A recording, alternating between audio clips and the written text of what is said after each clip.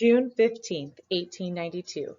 Dear Martha, at the general store we bought cheese, pickles, hard-boiled eggs, apples, carrots, jerky, a bar of soap, 2 work shirts, a pair of overalls, underwear, a hat, a bandana, socks, a comb, and a bottle of black hair dye.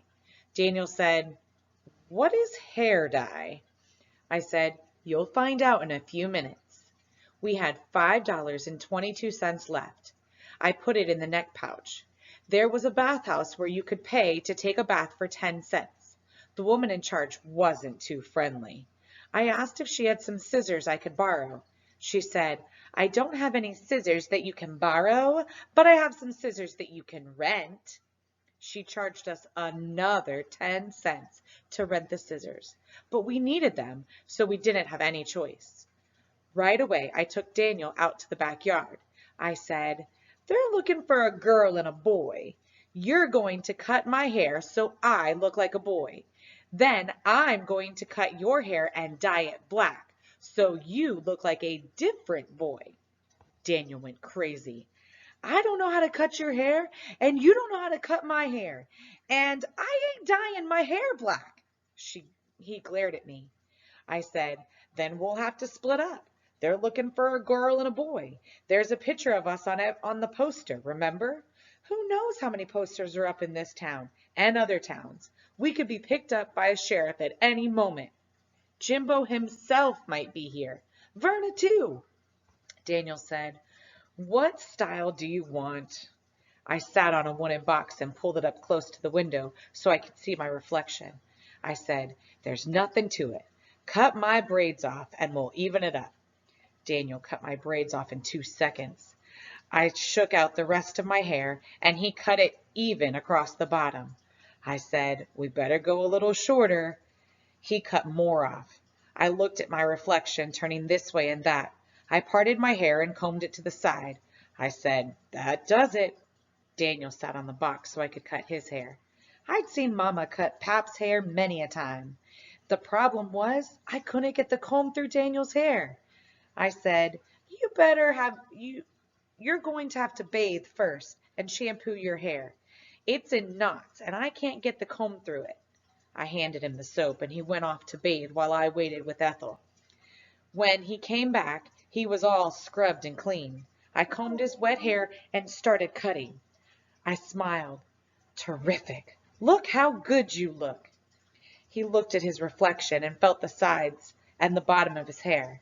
I said, "I read the directions for the hair dye while you were in the tub. Work this into your hair, wait 10 minutes, and then wash it off. Oh, and be sure to scrub it off your hands as soon as you're finished working it into your hair so it won't stain your hands." Daniel practically shouted, "I have to take another bath?" The woman charged us another dime for Daniel's second bath. He came back about a half hour later. He looked like a totally different kid, one with short black hair. This time he was wearing his new shirt and overalls.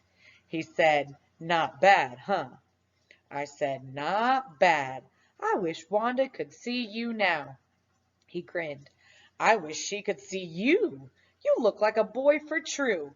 And you don't even have to change your name 'cause Teddy is a boy's name." It was true. Wanda would have loved the adventure of it. I put the hat on my head. It felt strange not to feel braids hanging down. I counted our money. We have $4.82 left. That won't go far. I divided up our things and bundled them in our bandana. Daniel cut 2 new sticks and tied a bandana to the end of each one. We slung the bundles over our shoulders and headed off for the circus. Love, Teddy. June 16th, 1892. Dear Martha, Daniel and I walked towards the edge of town where they had set up the circus. We knew we were there when we saw an enormous striped tent. It looked almost big enough to cover a small town. We heard music, loud clapping, and laughter coming from inside. We walked around back to see if we could find where they were hiring folks. A man with a big straw hat saw the 2 of us standing there looking like we didn't know anything. He shouted, "You 2, lend a hand with this ostrich." We jumped right over there and helped him with load a gigantic bird into the cage. Martha, you won't believe it, but that bird was the size of a full-grown man. It was so big it looked like you could ride it. It had a fat, feathery body and a long, long neck. The bird's eyes made it look very intelligent, and they had long lashes above and below them. When the ostrich was safely in its cage, the man with the straw hat wiped his brow with his red bandana handkerchief. He said, "Are you on the show?" We said no. He said, "You want jobs, don't you? Better see Pete over at the Red Wagon." He walked us over to Pete, who was counting money and smoking a cigar. Pete didn't look up from his work. The man in the straw hat said, "Pete, I've got 2 first of Mays for you." Pete said, "You boys got folks?" I said, "It's just the 2 of us. We're cousins." Pete said, "Cousins? Can cousins travel wherever we go?" I said, "Yes, but I have a dog that's got to come with me." Pete said, "A dog?" I said, "Yes, sir." Pete said, "Keep 'em away from the lion cages. $1 a week plus food. Take it or leave it." Daniel said, "When do we start?" Pete said, 10 minutes ago. Elmer will show you the ropes." Elmer turned out to be the guy in the straw hat. He said, "Boys, you'll be watering the animals. But be careful. The last 2 first of Mays got eaten by a lion." I looked at Daniel. His eyes got big. Elmer said, "That was a joke. You'll be responsible for bringing water to all the cages, morning and night. You'll eat after every animal has been watered. You'll sleep after every animal has been watered. Got it?" I said, "What do we do in between?" Elmer said, "You obviously haven't hauled water for circus animals. In between, you rest. Hungry? Come with me. I'll show you the chow house." We followed him. Elmer said, "What are your names?" Daniel said, "I'm Daniel, and this is Teddy." I said, "And this is Ethelbert." We passed a woman with long, dark hair practicing a balancing act on a jumbo-sized rubber ball. Elmer said, "Sabrina, these are the new first of Mays, Teddy, Daniel, and Ethelbert." Sabrina said, "Howdy, boys. Welcome to the show." Howdy, boys. Boys? I had passed as a boy. Jubilation. Love, Teddy. June 26th, 1892.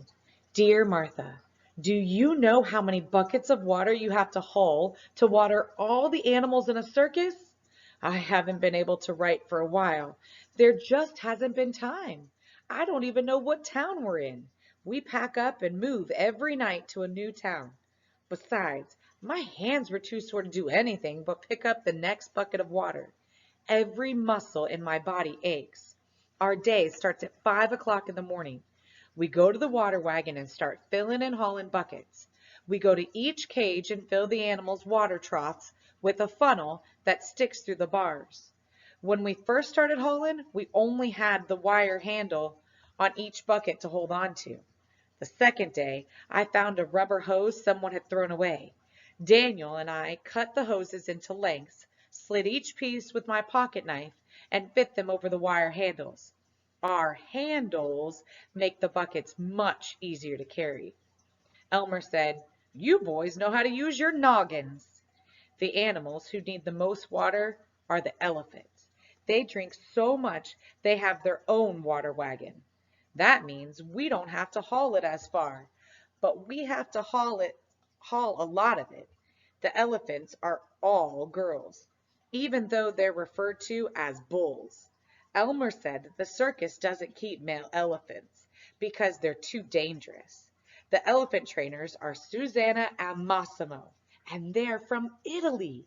Susanna wears elegant costumes and rides on the elephants' backs. She said, "You two are certainly better than the last water boys. They tried to give my girls dirty water, and they were always late. And I have seen you rub their trunks and bring them extra fruits." 4 days ago, Daniel and I were watching Massimo train Lydia and Donabelle, 2 Indian elephant babies. Susanna said, "If you boys want to earn a little Cherry Pie, you could start helping me get the elephants' costumes on for the matinee in the afternoons. I said, Cherry Pie? I love cherry pie. Susanna laughed at me. In the circus, cherry pie means extra pay for extra work. So now we help her and Massimo put the headpieces on the elephants and fasten them each day. You can't imagine how smart these animals are. Massimo says, left up, and they pick up their left foot.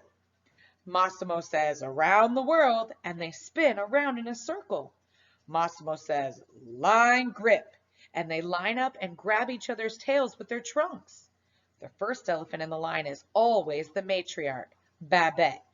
The others line up behind her, from tallest to smallest, all the way down the line to Lydia and Donabelle, the baby elephants. When the audience sees the little ones, they clap harder and laugh at how cute they are.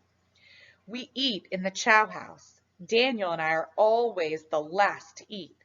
The food is good and they want the workers to eat plenty so we can work hard.